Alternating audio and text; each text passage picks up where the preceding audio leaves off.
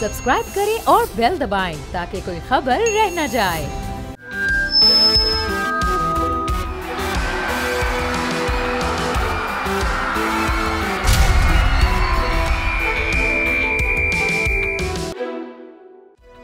Hyderabad cylinder धमाके का जिम्मेदार कौन? मीरपुर खास का रेलवे स्टेशन जबोहाली का शिकार। लाहौर में स्ट्रीट क्राइम्स बेकाबू। कौमी लीडर कैसा होना चाहिए? अस्सलाम वालेकुम। बोल जमहूर के साथ मैं हूं इरफान आरई। हैदराबाद में एक अलमनाक सानेहा जिसे हम कहेंगे, एक खौफनाक सानेहा जिसमें अब तक 26 जानें जा चुकी हैं। झुलस कर जख्मी होने वाले अफराद की तादाद 52 है और उनमें 29 इंतहाई जो ख़तरनाक हद तक झुलसे लोग हैं वो कराची में ज़ेर इलाज थे और उसमें 26 अफराद खाल के हकीकी से जा मिले हैं। ये महरिकात क्या थे? सिलेंडर के कारोबार में, एलपीजी के कारोबार में किन सेफ्टी इक़दामात को नज़रअंदाज किया जा रहा है और ये गुंजान आबादी के इलाकों में दुकानें क्यों कायम हैं, इस पर हम मुकम्मल तौर पर जानने की कोशिश करेंगे उन लोगों से जो कि इसका निशाना बने, उनकी फैमिलीज़, और उसके साथ साथ ज़िले इंतज़ामिया है और जो एसोसिएशन है जो इस कारोबार से वाबस्ता लोग हैं उनसे जानने की कोशिश करेंगे कि आखिर क्यों सिलेंडर फटने के वाक़यात कभी वेन्स में होते हैं, कभी कारोबारी इलाकों में होते हैं, कभी रिहायशी इलाकों में होते हैं और इंसानी ज़िंदगियाँ इसमें बिला वजह झुलस जाती हैं और ख़त्म हो जाती हैं। अगर इमरान आपको दिखाएं तो मैं परेटाबाद के इस इलाके में मौजूद हूँ। ये बदकिस्मत इलाका है जहाँ पर ये एक शॉप थी जहाँ एलपीजी का गैर कानूनी कारोबार किया जा रहा था। सिलेंडर की रीफिलिंग की जा रही थी और इस रीफिलिंग में किसी किस्म के कोई सेफ्टी के इक़दामात नहीं थे। खौफनाक धमाका हुआ, बच्चे इसकी जद में आए, बड़े इसकी जद में आए और हर जानिब आग ही आग थी। लोगों ने अपनी मदद आप के तहत कोशिश की कि वो बच्चों को बचाएं, वो इस आग को बुझाएं और इस आग पर काबू पाएं, मगर जिस हद तक हो सका, जिससे हो सका उसने इस आग पर काबू पाने की कोशिश की। फायर ब्रिगेड चंद कदम के फासले पर होने के बावजूद यहाँ ना पहुँच सकी और जब पहुँची तो यहाँ कीमती जानें बुरी तरह झुलस चुकी थी। ऐनी शाहिदीन भी हमारे साथ यहाँ मौजूद हैं। ऐनी शाहिदीन से हम जानने की कोशिश करते हैं। आप बताइएगा वाकया क्या था, किस कदर खौफनाक था और आज आपके जज्बात क्या हैं? जज्बात तो हम आपको बता के थक गए हैं। जज्बात तो ऐसे यानी कि दिल की आवाज़ हम आपको सिर्फ बोल सकते हैं, आप महसूस नहीं कर सकते। सिर्फ आप ज़बानी इस चीज़ को आप महसूस करें दिल से कि यार कितनी मीडिया आई हैं, इतने मामला हुए हैं, अभी तक कोई एक्शन नहीं हुआ। हमारे लोग भी आए और ये आपके भी लोग बहुत आए क्योंकि उस पर काफ़ी इश्यूज़ बना कर गए, लेकिन जो यहाँ के जिनके बच्चे जग गए हैं, जिनके लवाकिन जो हैं वो कह रहे हम तो बयान दे के तक गए, लेकिन उसका अजाला अभी तक नहीं हो रहा। जो ज़िला इंतज़ामिया वो अभी तक किसी से मिलने के लिए नहीं आई है, तो वो भी परेशान आ गए। बोला क्या करें, हमारा तो चला गया ना, हम ये चाहते हैं किसी और का नहीं जाए। इसके लिए एक्शन होना चाहिए, कुछ इश्यूज़ होने चाहिए, ऐसे पाबंदी होना चाहिए और मयार के मुताबिक इन दुकानों को लाइसेंस देना चाहिए, बल्कि मैं तो कह रहा हूँ होना ही नहीं चाहिए। ये चीज़ें सिर्फ शहर से बाहर होनी चाहिए, ये आबादियों के अंदर नहीं होनी चाहिए। अच्छा, आप भी इस पूरे वाक़े में बचाने की कोशिश कर रहे थे बच्चों को, बड़ों को। आपका अपना बच्चा भी इसमें जहाँ बहक हो गया। क्या मंजर क्या था, क्या आपके?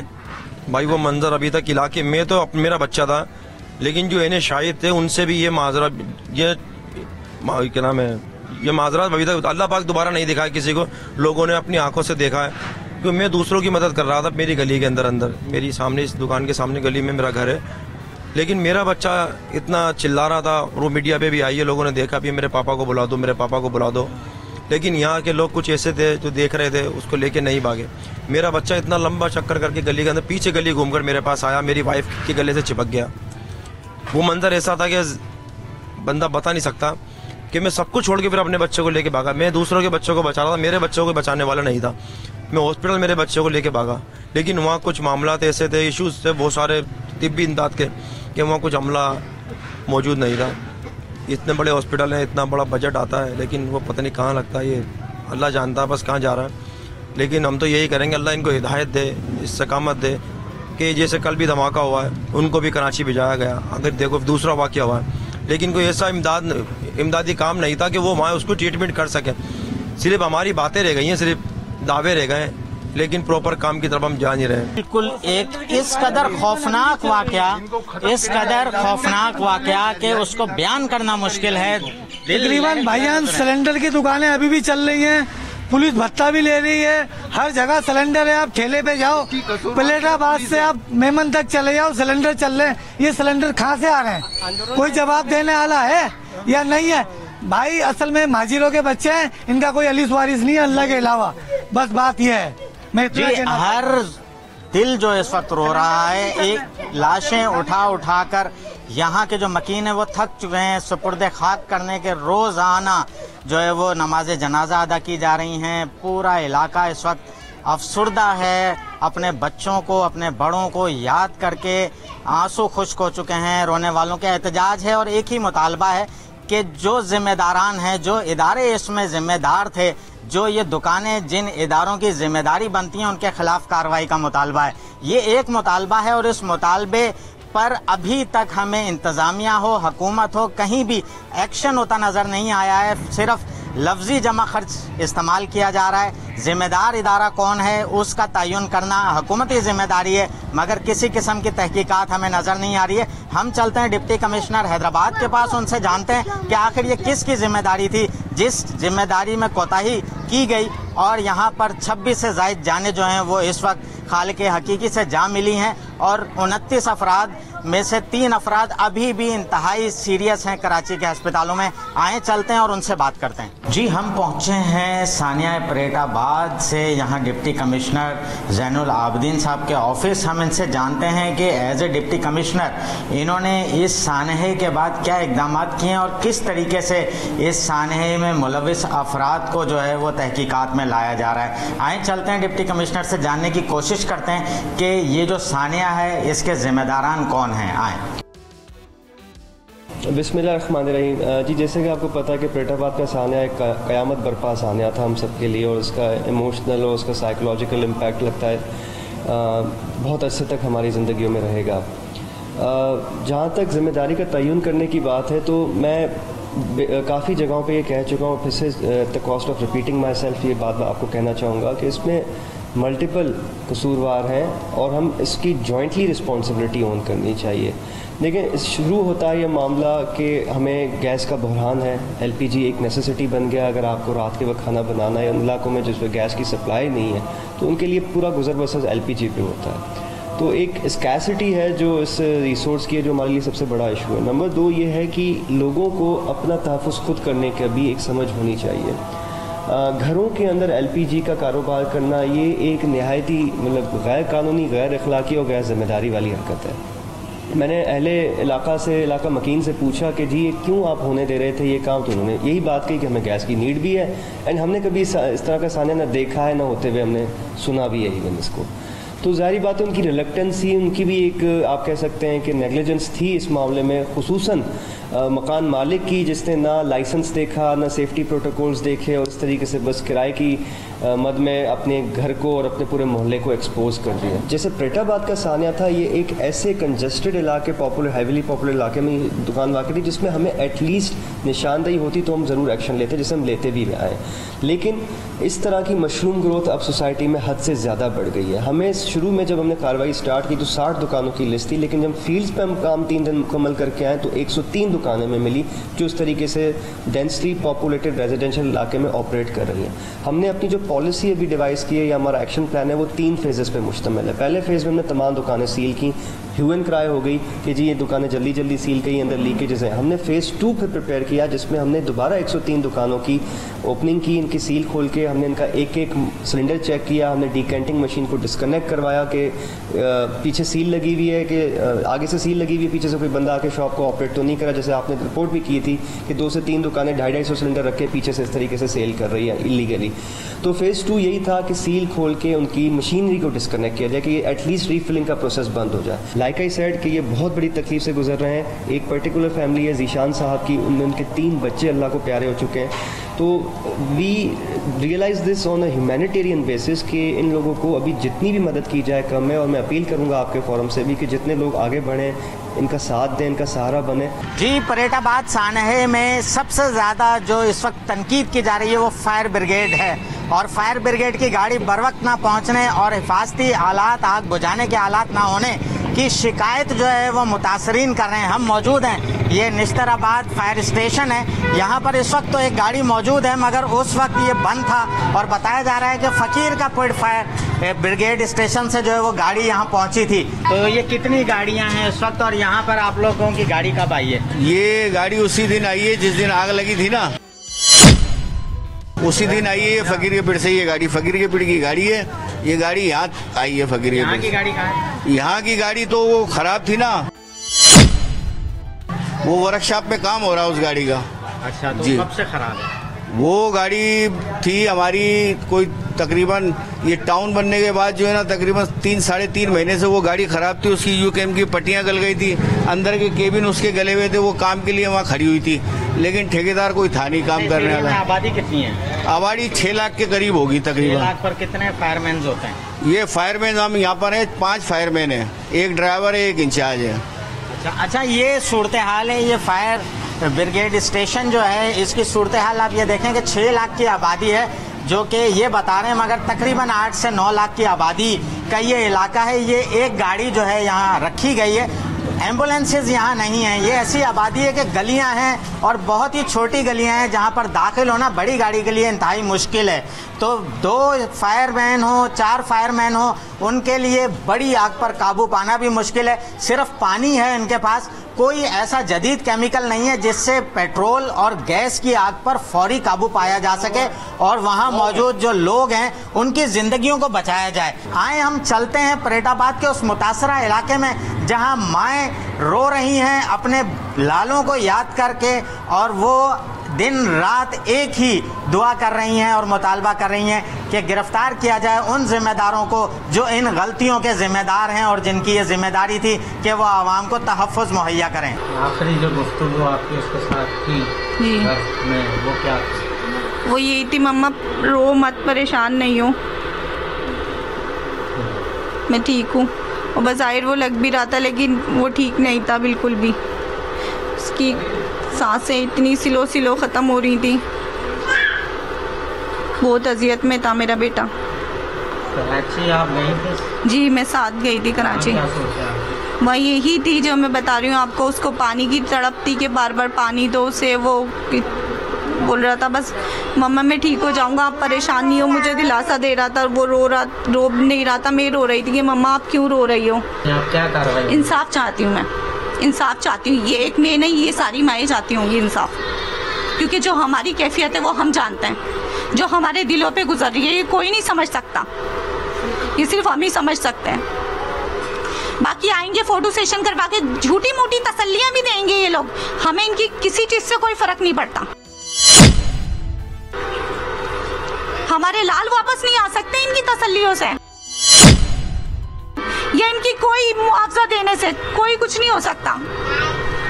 हमें इंसाफ चाहिए बस, जिस तरह हमारे साथ हुआ किसी और माँ का लाल इस तरह नहीं जाए, इस पे एक्शन लिया जाए। रिहायशी इलाकों से ये सब दूर होना चाहिए। बात सानहे में अपने लाल खोने वाली माओं की बिलखती आवाज, दर्द, तकलीफ आपने सुनी।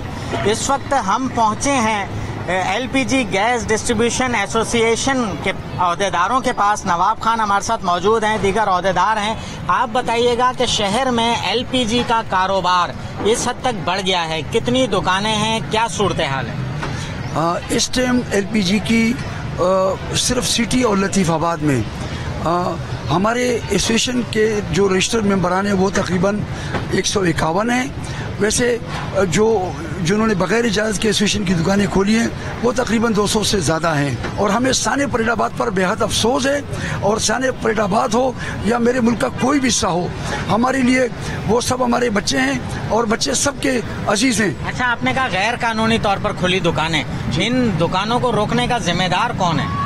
इन जिम्मेदारों को रोकने की जिम्मेदारी ओगरा की है और डिस्ट्रिक्ट एडमिनिस्ट्रेशन की है।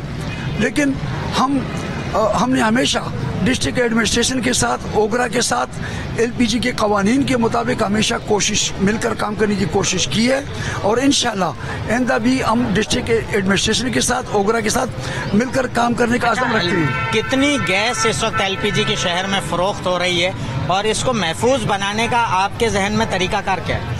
हैदराबाद शहर में इस टाइम 200 टन गैस डेली की खपत है और तकरीबन 80 लाख रुपए के करीब गवर्नमेंट को रिन्यू मिलता है इससे। और इसको महफूज करने का वाहिद तरीका है कि LPG डिस्ट्रीब्यूटर एसोसिएशन को पावरफुल किया जाए और उनकी डिस्ट्रिक्ट इंतजामिया और ओगरा इनकी मदद करे। दूसरी बात, गैर मियारी सिलेंडरों का खात्मा हो और बास जो लोग क्रॉस फीलिंग करते हैं, जो गैर मियारी सिलेंडरों में क्रॉस फीलिंग करते हैं, उसका अमल फिलफौर रोका जाए।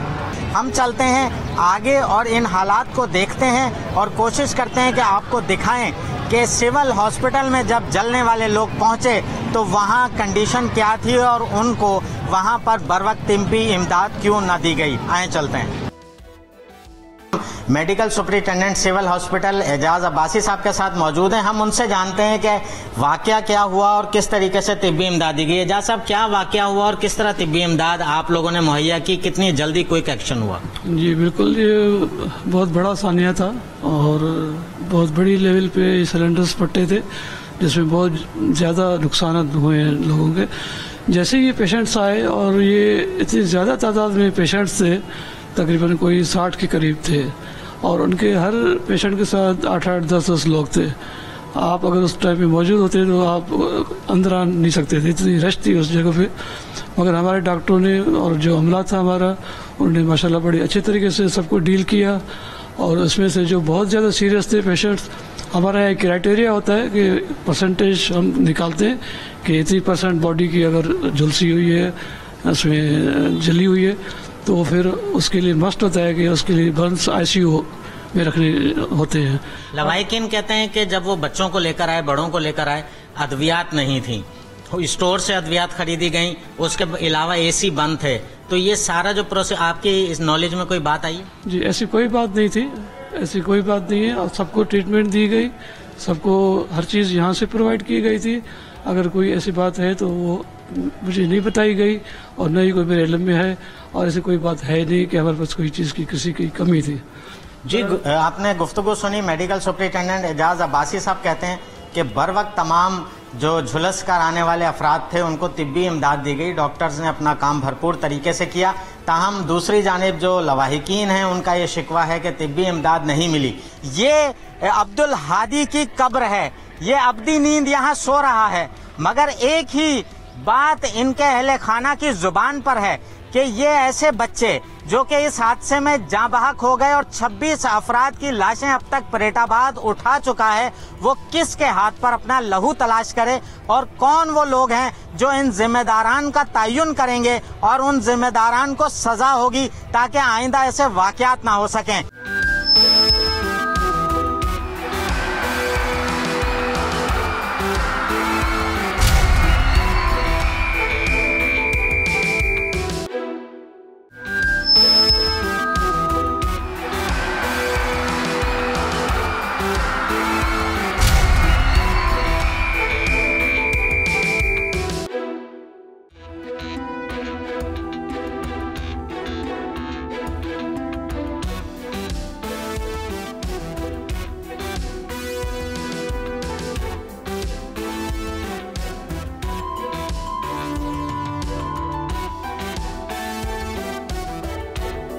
प्रोग्राम बोल जमहूर में खुश आमदीद। मैं हूँ शाहिद जमील और इस वक्त मौजूद है मीरपुर खास के रेलवे स्टेशन पर। ये वो रेलवे स्टेशन है जो कभी बहुत ज़्यादा रौनक हुआ करता था, आज की तरह बयाबान नहीं था।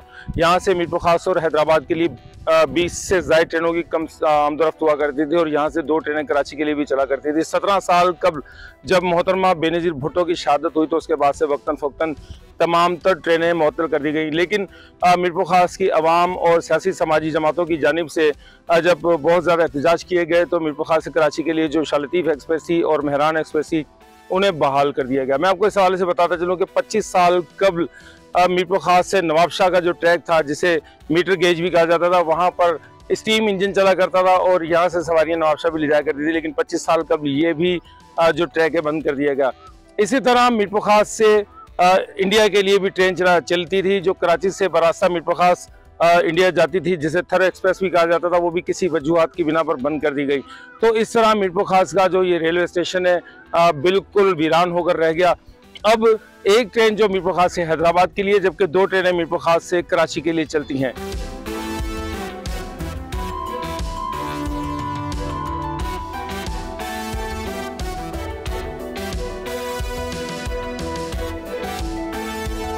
इस वक्त हम मौजूद हैं मीरपुर खास से हैदराबाद के लिए जाने वाली इकलौती ट्रेन समन सरकार एक्सप्रेस में, जो मुकम्मल तौर पर भर चुकी है, जबकि इसको चलने में भी 15 से 20 मिनट बाकी हैं। सवारियां खचाखच भरी हुई हैं। अब अगर ख़वातीन यहाँ पर आती हैं तो उनको भी खड़े होकर जाना पड़ेगा। सवारियां इतनी ज़्यादा हैं, लेकिन ट्रेन एक है। तो सवारियों से बात करते हैं कि इन्हें क्या मुश्किलात का सामना है और क्या ये चाहते हैं कि मज़ीद ट्रेनें चलें जिस तरह माजी में चला करती थी। आप बताएं कि क्या मीरपुर खास से हैदराबाद के लिए ट्रेनें चलनी चाहिए, और अगर आप बस में जाते हैं तो क्या परेशानी का सामना करना पड़ता है? ये ट्रेन चलनी चाहिए क्योंकि एक ही ट्रेन है, रश यहाँ बहुत होता है। लेडीज़ जो है ना यहाँ बैठ के जाती हैं, नीचे बहुत रश होता है, तो दूसरी ट्रेन चलनी चाहिए हैदराबाद के लिए। मीरपुर इसी यहाँ से छोर से एक ही ट्रेन है, लेडीज़ बहुत जलील होती हैं। लेडीज़ के लिए ये लिहाजा अलहदा होना चाहिए, 2-3 बोगियाँ अलहदा लेडीज़ के लिए होनी चाहिए ताकि वो आसानी से सफ़र कर सकें। मैं आपको बताते चलूं कि ये मीरपुर खास से नहीं बल्कि छोर से बरास्ता मीरपुर खास हैदराबाद के लिए ट्रेन है और इकलौती ट्रेन है। कभी देर सवेर भी हो जाती है, लेकिन लोग फिर भी अपना सफ़र की सहूलियात को मद्देनज़र रखते हुए ट्रेन में सफ़र करना ज़्यादा पसंद करते हैं। तो दीगर जो सवारियाँ उनसे बात करते हैं। बेकार है ना हमारा, जब सीट लेके भी जगह ना मिले तो बेकार है। किराया दे के बैठते हैं, कोई फ्री में थोड़ी बैठते हैं। आप क्या कहती हैं कि मीरपुर खास और ट्रेनें चलनी चाहिए? हाँ, चलनी चाहिए।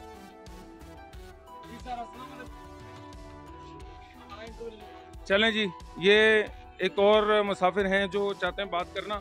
सर, ये ट्रेन का तो ऐसा निज़ाम हो गया, अंधेर नगरी झरपट राजा, ठीक है।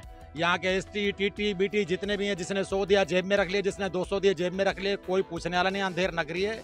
और सबसे बड़ी बात, सरकारी एक इदारा है, उससे मुझे ज़रा शिकायत है, ठीक है।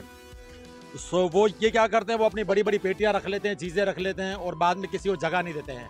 प्रेग्नेंट लेडीज़ है, कोई ज़ईफ़ है, कोई पेशेंट है, कोई ब्लड प्रेशर है, कुछ भी है, कोई नहीं, कोई ताउन करने के लिए तैयार नहीं है। अमला जो इसके अंदर होता है, स्टाफ जो होता है, पुलिस होती है, दूसरी होती है, उनका भी कुछ नहीं है। उनको अपने बस साइड वाले पैसे मिल जाए बस। आप देख सकते हैं कि इस प्लेटफॉर्म पर मेरे अकब में एक केबिन नज़र आ रही है जिसमें खाने पीने की चीज़ें दस्तियाब हैं। ये उन मुसाफिरों के लिए हुआ करती थी जो यहाँ से हैदराबाद जाने के लिए, कराची जाने के लिए यहाँ पर आया करते थे और अपने बच्चों के लिए या रास्ते के लिए कुछ खाने पीने की चीज़ें ले लिया करते थे। तो केबिन मालिक हमारे साथ मौजूद हैं, इनसे बात करते हैं कि पहले कितनी केबिन हुआ करती थी, आज एक नज़र आ रही है। तो इनके कारोबार में 17 साल के जो पहले जो कारोबार था उसके मुकाबले में आज कारोबार में क्या फ़र्क आया है? बहुत फ़र्क आया जी। ट्रेनें हैं नहीं ना मौजूद है यहाँ पर। पहले हर 1 घंटे के बाद ट्रेन जाती थी, तो ये है कि 1 घंटे बाद ट्रेन जा रही है तो हमारा कारोबार में इजाफा था। अब ट्रेन है नहीं। एक ट्रेन सुबह को 10 बजे जाती है, उसके बाद सारा दिन अभी बेंच पर बैठ जाएंगे, बैठे रहेंगे। फिर दूसरी ट्रेन 2, 2:30, 3 बजे के टाइम में। और ये 2 ट्रेन है, इसमें क्या कारोबार करेगा? बस अपना टाइम पास कर रहे हैं, निकाल लेते हैं थोड़ा बहुत जैसे तैसे किराया निकाल के, बच जाता 200-400 रुपये हमारे को बस। अच्छा, ये बताएं कि 17 साल पहले जब मीरपुर खास से हैदराबाद के लिए ट्रेनें चला करती थी तो उस वक्त कुली हुआ करते थे और कितनी तादाद में कुली थे? लोगों को क्या उससे रोज़गार मिलता था कुलियों को? और स्टेशन से बाहर भी देखने में आता था कि उस वक्त दर्जनों टांगे खड़े होते थे। तो आज चंद एक रक्शे खड़े हुए होते हैं, तो रोज़ी रोज़गार में लोगों के फ़र्क पड़ा है इससे? बहुत फ़र्क पड़ा है, तो फ़र्क पड़ना भी चाहिए। जब ट्रेन ही नहीं है तो बाहर टांगे और रक्शे खड़े होकर क्या करेंगे? हैदराबाद से जब नवाबशाह ट्रेन जाती है तो 1-2 घंटे तकरीबन लेती है। तो बरास्ता मीरपुर खास नवाबशाह अगर ये ट्रेन जाए, पंजाब की ट्रेन है, तो मीरपुर खास का 19 लाख की आबादी ज़िले की आबादी है, तो उनको मीरपुर खास की आबादी को बड़ा फ़ायदा होगा। इस हवाले से क्या कहते हैं? बात ये जो सेक्शन हमारे पास नहीं अर्न करते उसके ऊपर एक्सपेंसेस लगाना है, नया है स्ट्रक्चर उसके ऊपर बिछाना, जो फाइनेंशियली आजकल आपको पता है कि हमारे रेल के पास तो नहीं है। जी बिल्कुल, आरिफ साहब का कहना था कि जो सेक्शन क्लोज हो चुके हैं वो बिल्कुल क्लोज कर दिए गए हैं। अब उन पर नए सिरे से वर्क होगा, तो नए सिरे से ही उस पर सारे मामला होंगे, लेकिन उसके लिए जो आवाज़ उठानी होगी वो जो मुंतखब नुमाइंदे उनको उठानी होगी।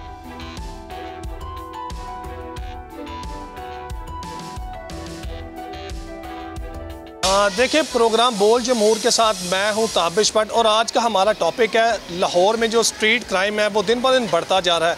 जबकि दूसरी साइड में CCP लाहौर बिलाल सिद्दीक कमियाना का ये कहना है कि 15 कॉल्स डाटा के मुताबिक जराइम की शरह में नुमाया कमी नज़र आई है, लेकिन शहरी उसके बरअक्स बात कर रहे हैं। CCPO लाहौर बिलाल सदीक कमियाना के मुताबिक क्राइम बरखिलाफ जो प्रॉपर्टी है उसमें 56% कमी आई है। नकब जनी, डकैती, व्हीकल चोरी, व्हीकल स्नैचिंग, रॉबरी व स्नैचिंग में भी नुमाया कमी नज़र आ रही है। लेकिन शहरी क्या कहते हैं, शहरियों से इस प्रोग्राम में बात करेंगे और उनसे पूछेंगे कि आखिर ये जो रॉबरी है, स्नैचिंग है, इसमें किस हद तक कमी आई है और आवाम पुलिस के रवैये से और पुलिस से किस हद तक मुतमिन है।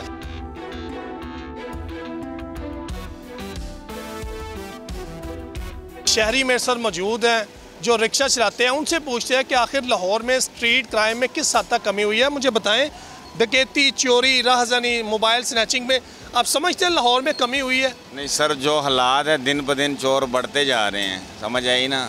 ऐसा कोई दिन नहीं है कि चोरी बढ़ती है, कम नहीं हुई। ये नहीं सुना कि आज का दिन बड़ी सुकून से गुजरा है। रोज़ाना चोरी डकैती, रोज़ाना मैं बंद रोड के ऊपर रहता हूँ जहाँ पे रोज़ाना वाक़या सुनने को आते हैं। कभी किसी की बाइक छीन ली है, कभी किसी का मोबाइल छीन लिया है, कभी किसी के पैसे छीन लिए। कोई कमी नहीं है इस बार। पुलिस का किरदार किस हद तक आप देखते हैं? पुलिस के होते ये सारे मामला हो रहे हैं और CM पंजाब भी लाहौर की हैं। सर देखो जी, जो CM आई है इन्होंने सख्ती तो बहुत की हुई है इन पुलिस वालों पे। अगर ये पुलिस वाले इंसानों की तरह काम करें ना तो खुदा की कसम एक कागज़ भी कोई कहे ना एक गली से एक दिन का, वो भी कोई नहीं उठा के हासिल। पर ये लोग लापरवाही करते हैं। देखिए, शहरियों का वज़ीर आला पंजाब मरियम नवाज़ पर एतबार तो ज़रूर है, लेकिन उनका ये कहना है कि पुलिस की जानिब से भी सख्तियाँ करनी चाहिए। पुलिस भी वो तमाम इक़दामात को अडॉप्ट करे जिसकी वजह से क्राइम में कमी हो। उधर CCPO लाहौर बिलाल सदीक कमियाना का हर चीज़ में वाज़िया कमी का इंदिया दिया गया है और जो पुलिस के अफसरान हैं उनको शाबाश दी गई, लेकिन हालात उसके बरक्स हैं। और आवाम से बात करते हैं, लाहौर के मुख्तलिफ इलाकों में जाके आवाम की ज़बानी बोल जमहूर में आपको दिखाएंगे कि क्या लोग कहते हैं और लाहौर में स्ट्रीट क्राइम किस हद तक ज़्यादा हुआ है, कम है। ये आवाम की ज़बानी हम आपको बताएंगे। बोल जमहूर के साथ रहिएगा।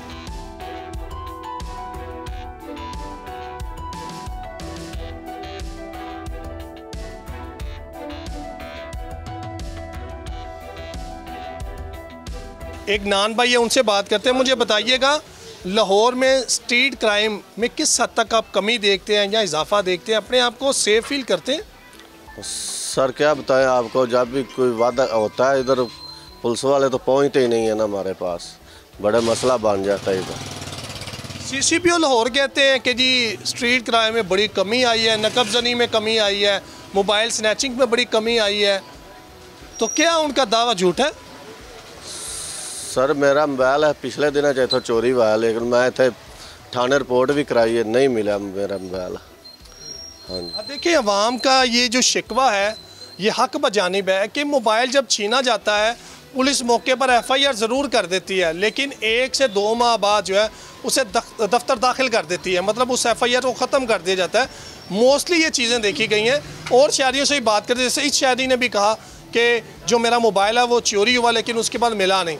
मज़ीद शहरियों से बात करेंगे, लाहौर के बासियों से बात करेंगे कि आखिर जो CCPO लाहौर का दावा है कि जो जराइम है, जो क्राइम है, उसमें वाज़िया कमी आई है और डकैतों चोरों को पकड़ा गया है, उसमें कितनी सच्चाई है, आवाम से ही इस हवाले से बात करेंगे। हमारे साथ रहिए।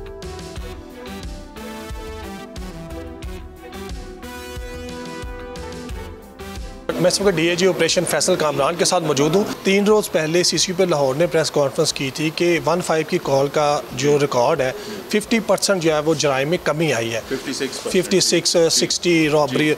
आप क्या समझते हैं कि जो 15 कॉल का रिस्पॉन्ड है, आवाम ये कहती है कि वो बड़ा लेट होता है, हालांकि हमारे पास डॉल्फिन भी है, पीरू भी है, पुलिस भी है, उस पर आप क्या कहेंगे? रिस्पॉन्स टाइम को, लाहौर बड़ा शहर है, इसमें आबादी 2 करोड़ है, पुलिस की एक लिमिटेड स्ट्रेंथ यहाँ पे मौजूद है। ठीक है, हम कोशिश ये कर रहे हैं कि जो फर्स्ट रिस्पॉन्डर है हमारा वो सबसे पहले टाइम पे पहुंचे, इसको हम और मिनिमाइज़ कर रहे हैं। अभी भी रिस्पॉन्स टाइम जो पॉपुलेटेड एरियाज़ हैं उनमें बहुत अच्छा है, जो ऐसे एरियाज़ हैं जो दूर दराज के सबब्स के एरियाज़ हैं उसमें आपको वो टाइम थोड़ा सा कहीं पहुंचने में या एड्रेस ढूंढने में लग जाता है। उसके लिए भी सिस्टम जो हमारा IT बेस्ड सोल्यूशन उसका आ गया, हर गाड़ी में टैब लगा होगा, उस पर लोकेशन आ जाती है, तो वो मज़ीद बेहतर हो जाएगा इंशाल्लाह। स्ट्रीट क्राइम के बहुत ज़्यादा लाहौर में हो रहा है, उसको बेहतर करने के लिए क्या इकदाम कर रहे हैं? शिकायत ये है कि मोबाइल स्नैचिंग है, व्हीकल स्नैचिंग जब होती है, FIR तो हो जाती है आपकी तरफ से, लेकिन बाद में उसके मसाइल हल नहीं होते, 2 महीने बाद 3 महीने बाद दाखिले दफ्तर कर दी जाती है दरख्वास्त। इस पर आप कोई ऐसा मैकेनिज़्म बना रहे हैं? अच्छा, इसमें हमने क्राइम पॉकेट्स आइडेंटिफाई की कि कौन से ऐसे एरियाज़ हैं जहां रिपीटेड क्राइम हो रहा है। उन रिपीटेड क्राइम वाली, जिनको हम क्राइम पॉकेट्स कहते हैं, कि जिसमें बार बार ये इंसिडेंट्स होते हैं, उनको हम क्लियर कर रहे हैं, उनको बस्ट कर रहे हैं। मिसाल के तौर पे गुलबर्ग जो आपका सर्कल है, उसके अंदर आपका लिबर्टी से लेके MM आलम रोड और ये जो 3-4 बड़ी सड़कें हैं जहाँ पे रिपीटेड शिकायत थी स्नैचिंग की, कि आप रोड पे जा रहे हैं, मोबाइल छिन जाता है आपका, तो उस पे अब हमने उसको पिछले 15 दिन से वहाँ पे एक वारदात भी नहीं हुई, वो क्राइम पॉकेट हमने तोड़ दी। इसी तरह शहर की डिफरेंट क्राइम पॉकेट्स आइडेंटिफाई करके उनको सेफ़ जोन डिक्लेयर भी कर रहे हैं साथ साथ। इसमें एक प्रोग्राम हमारा कल भी रिकॉर्ड हुआ है, उसमें हम बताएंगे आपको कि ये क्राइम पॉकेट थी, यहाँ क्राइम की इतनी वारदातें होती थी, अब ये सेफ़ जोन है, आप यहाँ पे आराम तसल्ली से फिर सकते हैं, यहाँ पे क्राइम नहीं होगा। तो क्राइम पॉकेट्स को हम टारगेट करके उनको ब्रेक कर रहे हैं। DIG ऑपरेशन फैसल कामरान हमारे साथ मौजूद है। उनका ये कहना है कि जो पॉकेट्स है क्राइम की, जहाँ पर ज़्यादा मोबाइल स्नैचिंग है, व्हीकल स्नैचिंग है, वहाँ पर जो है कार्रवाई भी की जा रही है और सेफ जोन उसे डिक्लेयर भी किया जा रहा है। जबकि जो आवाम की शिकायत है कि 15 का जो कॉल का रिस्पॉन्ड है वो लेट होता है, वजह सिर्फ यही बताई जा रही है DIG ऑपरेशन की जानिब से कि दूर दराज के इलाके होते हैं, लेकिन ज़्यादा से ज़्यादा कोशिश ये होती है कि एज सून एज पॉसिबल उस मौके पर पहुँचा जाए और 15 की कॉल का रिस्पॉन्ड किया। जैसा CCPO लाहौर ने भी कहा कि 50 से 60% जो है 15 की कॉल से जो क्राइम रिकॉर्ड है वो कम हुआ है। लेकिन देखना ये होगा कि आइंदा जो है DIG ऑपरेशन फैसल कामरान कौन कौन से ऐसे इकदाम करते हैं जिससे लाहौर शहर में जो स्ट्रीट क्राइम है वो कम हो सके।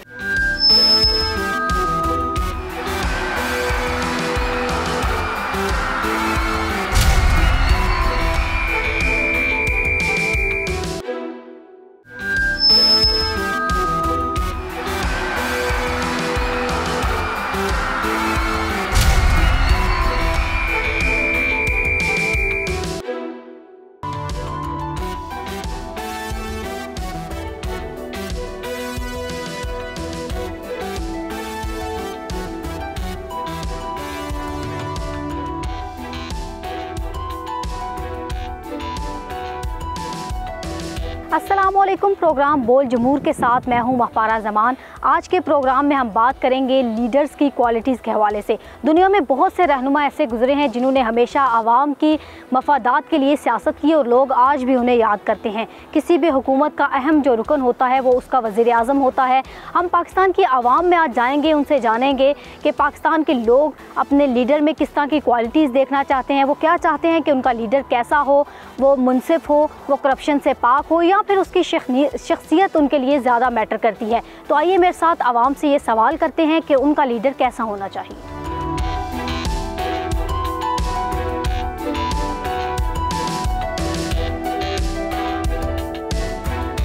सर बताइएगा कि ये एक लीडर जो होता है उसकी कौन सी क्वालिटीज़ होती हैं जो उसको एक अजीम लीडर बनाती हैं? देखें जी, लीडर तो हमारे कायदे आज़म थे, अल्लाह ताला उनकी बख्शिश फरमाए।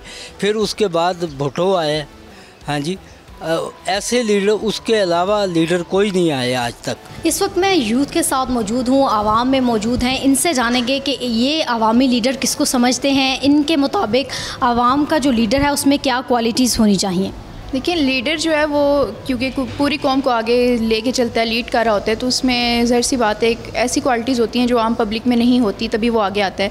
तो मैं जो समझती हूँ कि लीडर में क्वालिटी होनी चाहिए, एक तो उसे इमोशनल नहीं होना चाहिए, अपनी कौम के लिए होना चाहिए, लेकिन डिसीजन लेते हुए वो वाइजली सोचे और उसको फिर कोई डिसीजन ले, इमोशनल ना हो कि जज्बात में आगे कोई डिसीजन ले ले। इसके अलावा उसमें जो क्वालिटी हो वो फ्री हो, आज़ाद डिसीजन ले, वो बगैर किसी प्रेशर के। इस तरह का लीडर होना चाहिए कि वो किसी का प्रेशर ना ले, फ्री होके वो डिसीजन ले। और दूसरी बात ये है कि उसको अपने इंटरेस्ट से ज़्यादा जो है वो पब्लिक का इंटरेस्ट देखना चाहिए। अपना कहीं लॉस भी हो रहा है तो उसको बर्दाश्त करते हुए उसमें ये क्वालिटी होनी चाहिए कि वो ये सोचे कि यार यहाँ पे अगर मेरा कोई लॉस हो रहा है तो पब्लिक का जो है वो फ़ायदा है, तो उसको लेके बड़ा सोचे, छोटा ना सोचे। इस तरह का लीडर हो। और दूसरा सबसे बड़ी अहम बात जो है वो करप्ट ना हो।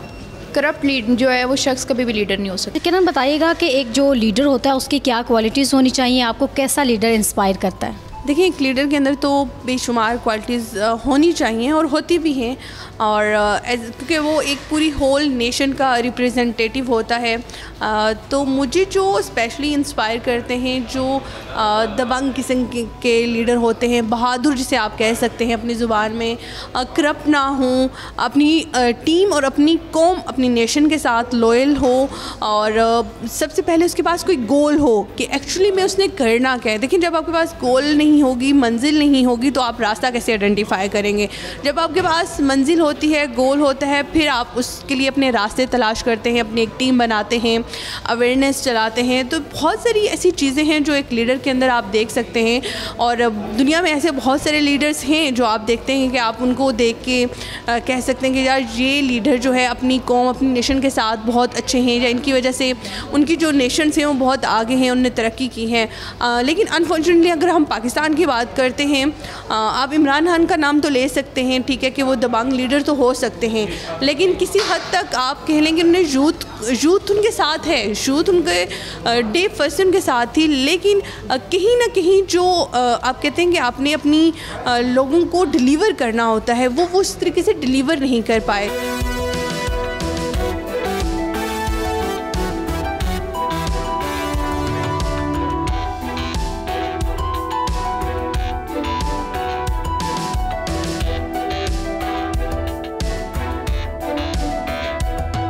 आज के प्रोग्राम में हम गए आवाम में और हमने बात की आवाम से कि उनका लीडर कैसा होना चाहिए। बहुत से लोगों ने मिला जुला रद्द-ए-अमल ज़ाहिर किया, मुख्तलिफ राय रखने वाले लोग थे जिनके ख़्याल में कि लीडर जो है वो करप्शन से पाक होना चाहिए। फिर हमारा ही सवाल था कि शख्सियत जो है वो मैटर करती है या नहीं, जिस पे बहुत से लोगों ने कहा कि शख्सियत जो है वो तो मैटर करती ही है, लेकिन अगर एक सियासी शख्सियत को सियासत करनी नहीं आती, उसको आवाम को साथ लेके चलना नहीं आता, तो इसे हम लीडर नहीं मानते। बहुत से लोगों ने करप्शन से पाक लीडर को कहा कि वो हमें चाहिए, कुछ ने कहा कि आवाम के लिए वो सोचे, महंगाई कम करे। तो इस तरह के मुख्तलिफ जो मौज़ूआत हैं उन्होंने ज़ेरे बहस लाए। आज के प्रोग्राम में इतना ही। मज़ीद अगले प्रोग्राम तक के लिए मुझे दीजिए इजाज़त। अल्लाह हाफ़िज़।